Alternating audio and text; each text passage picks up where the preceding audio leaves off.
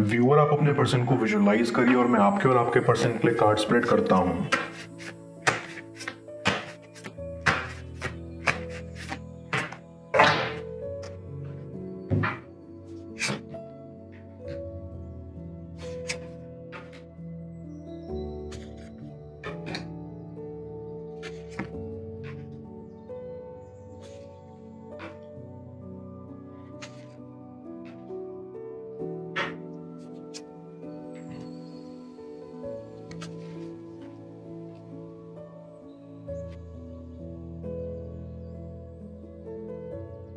ऐसी कि आपका कनेक्शन कई बार टूटकर फिर से जुड़ा है। आप दोनों के बीच बहुत लड़ाइयाँ होती थी और फिर अपने आप सुलह भी हो जाती थी। तो आप दोनों को कभी भी ऐसा नहीं लगा कि आप हमेशा के लिए अलग हो गए हैं। आपको ये लगता था कि बस कुछ दिनों की लड़ाई है, फिर एक साथ हो जाएंगे। लेकिन इस बार की जो लड़ाई आप दोनों के बीच हुई है, उसकी सुलह आज तक नहीं हुई और आप भी कहीं ना कहीं उम्मीद खो रहे हैं कि अब की बार आप एक होंगे या नहीं। आपको हैरानी भी है कि इतनी बार आप वापस एक हो गए, लेकिन इस बार आप नहीं हो रहे। तो ऐसा क्या हो गया? आई फील कि यहाँ आपके पर्सनल स्ट्रगल्स हैं जिसकी वजह से आप एक नहीं हो रहे। और कई बार रिलेशनशिप में स्पेस बहुत मैटर करती है और आप दोनों को भी स्पेस की ज़रूरत थी ताकि आप ये बार बार की लड़ाइयों से मुक्त हो सकें और हमेशा खुश रह सकें। इसलिए इस बार आपकी सुलह थोड़ा वक्त ले रही है और आप दोनों को खुद को समझने का वक्त भी दे रही है, जिसका आप दोनों को ही फायदा उठाना चाहिए। आपको शायद अंदाजा नहीं कि बार बार की लड़ाइयों से आप अपने ही वैल्यू को खो रहे थे, क्योंकि आई कैन फील कि आप ज्यादा माफी मांगते थे अपने पर्सन से और वो सिर्फ आपको ही ब्लेम करते रहते थे हर गलती के लिए। आपको अंदर से महसूस होता भी था कि आपकी कोई गलती नहीं है, लेकिन सिर्फ इस रिलेशनशिप को बचाने के लिए आप हमेशा झुकते रहते थे, क्योंकि आप अपने पर्सन से बहुत कनेक्टेड थे और उनको बेहद चाहते थे। और इसी के चलते आपका पर्सन भी लापरवाह होता गया। शुरुआत में सब बहुत प्यारा था, आपका पर्सन भी आपको बहुत प्यार करता था, आपकी परवाह करता था।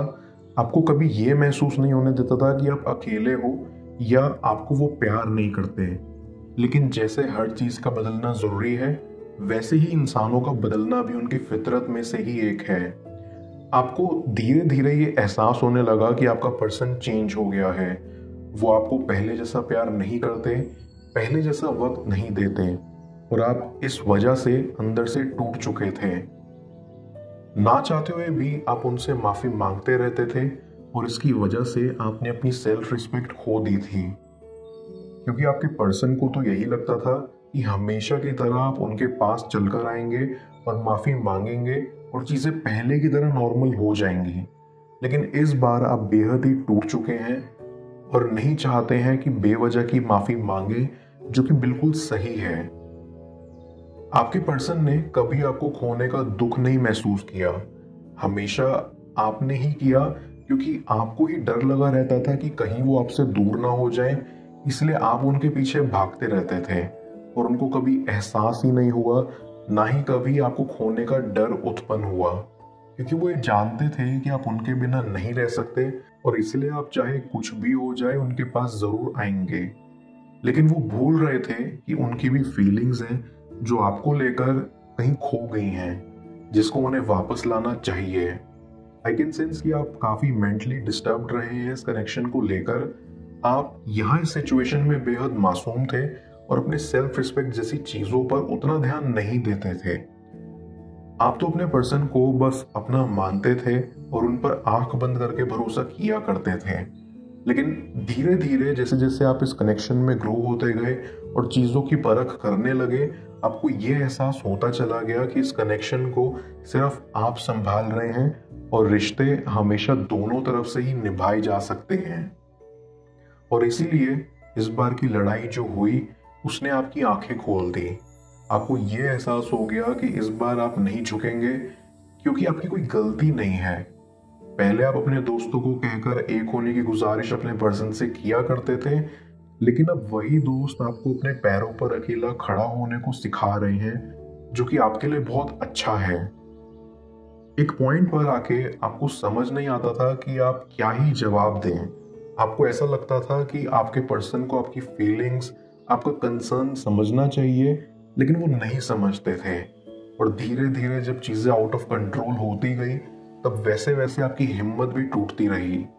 आपका पर्सन आपको रोज हर्ट कर रहा था और फिर ऐसे रिएक्ट करता था कि जैसे उन्होंने कुछ किया ही ना हो। I also get a vibe कि आपके पर्सन बहुत ओवर पोजेसिव थे। उनको ऐसा लगता था कि आप किसी और के साथ भी इन्वॉल्व हैं, और इसीलिए वो आप पर शक भी करते थे, जो आपको बिल्कुल पसंद नहीं था। आई फील कि आपका पर्सन भटक गया था बीच में, उनको आपका एहसास हो नहीं पाया। अपनी लड़ाई ने उनको भी अंदर से खोखला कर दिया है। वो भी इस कश्मकश में उलझ कर रह गए हैं कि इस बार आप उनको मनाने क्यों नहीं आ रहे, या ये कनेक्शन नॉर्मल क्यों नहीं हो रहा। और इसीलिए उनको अब एहसास हो रहा है कि आप ही हमेशा उनके पास आते थे, हमेशा आपकी वजह से ही कनेक्शन ठीक हुआ है। उनको आपकी वैल्यू समझ में आ रही है, और इसीलिए अब वो आपको बहुत याद करते हैं।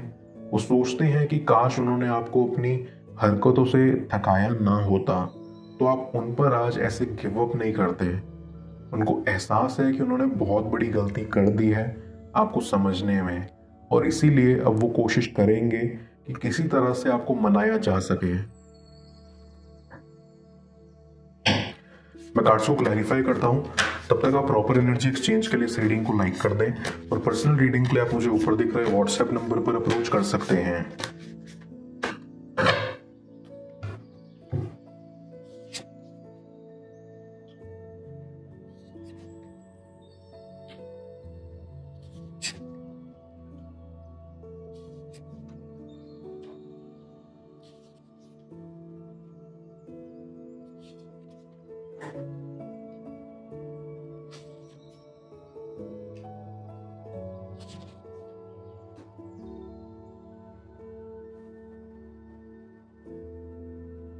वन थिंग्स फॉर श्योर कि आपके पर्सन में जो ईगो थी कि उनको किसी के आगे नहीं झुकना, स्पेशली आपके आगे, वो अब खत्म हो रही है।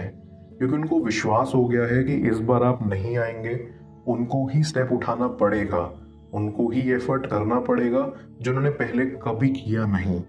अगर पहले किया होता तो आज ऐसी नौबत नहीं आती।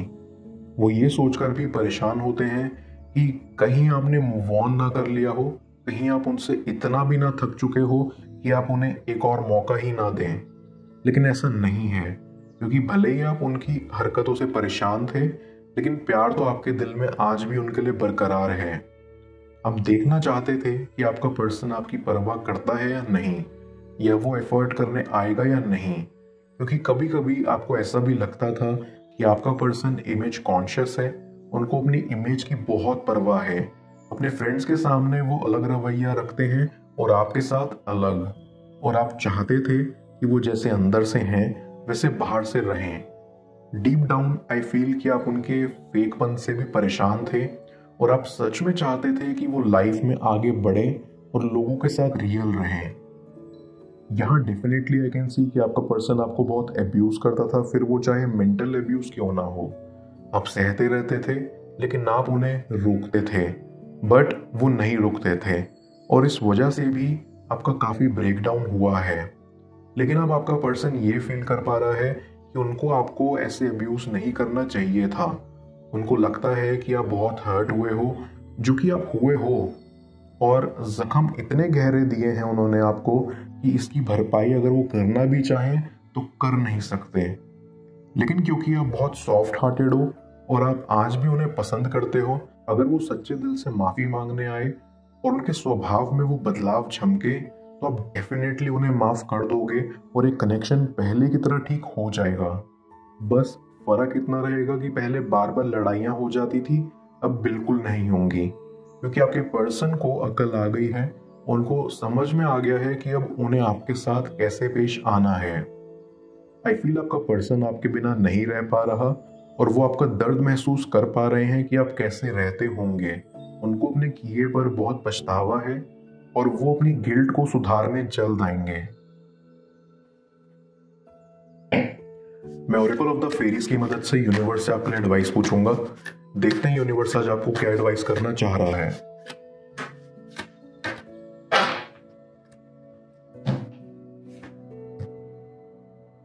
लाइट, ये फेरी क्वीन ऑफ लाइट आपकी करंट सिचुएशन में लव एंड लाइट को रिप्रेजेंट करती है। ये आपको रिमाइंड कराना चाह रही है कि रोशनी हमेशा अंधेरे के ऊपर भारी पड़ जाती है।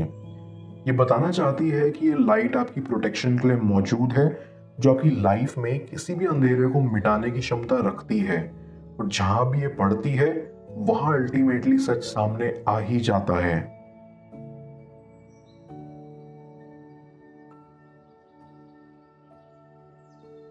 ये आपको ये भी याद दिलाना चाहती है कि आप खुद में एक लाइट हो।